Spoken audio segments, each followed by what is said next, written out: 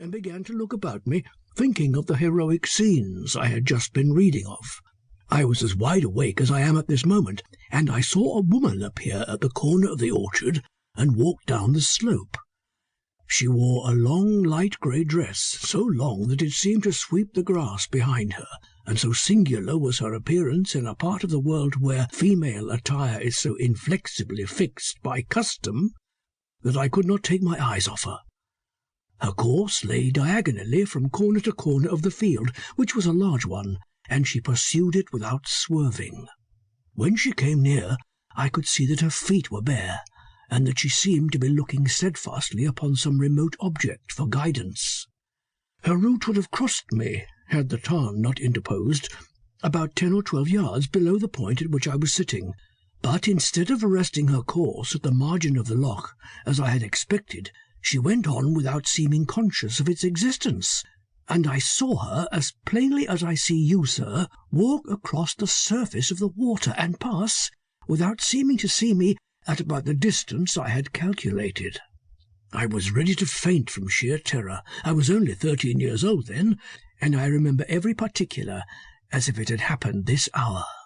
The figure passed through the gap at the far corner of the field, and there I lost sight of it.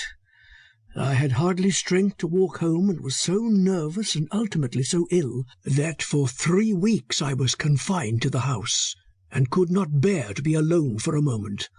I never entered that field again, such was the horror with which from that moment every object in it was clothed. Even at this distance of time I should not like to pass through it.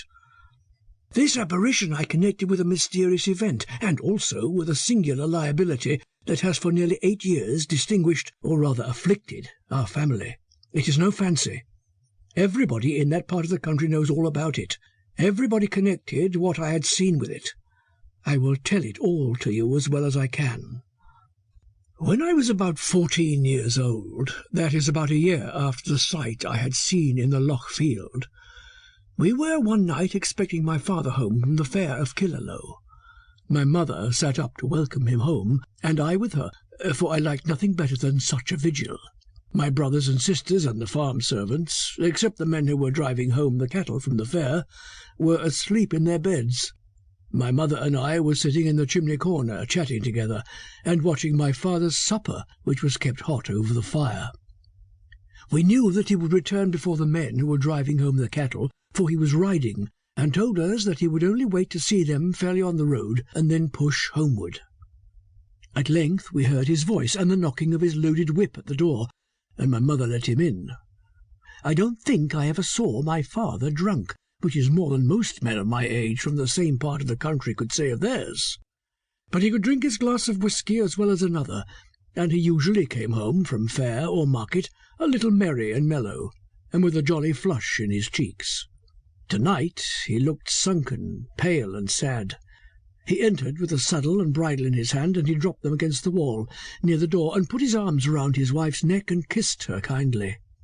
"Welcome home, Michal," said she, kissing him heartily. "God bless you, mavourneen," he answered, and hugging her again, he turned to me, who was plucking him by the hand, jealous of his notice.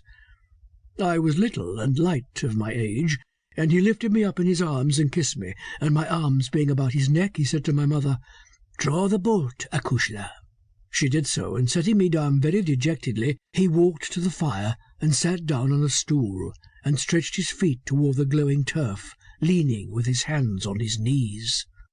"Rouse up, McDarlin," said my mother, who was growing anxious, "and tell me how did the cattle sell, and did everything go lucky at the fair, or is there anything wrong with the landlord, or what in the world is it that ails you, McJewel?" "Nothing, Molly. The cows sold well, thank God, and there's nothing fell out between me and the landlord, and everything's the same way. There's no fault to find anywhere." "Well then, Mickey, since so it is, turn round to your hot supper and ate it, and tell us, is there anything new?" "I got my supper, Molly, on the way, and I can't ate a bit," he answered.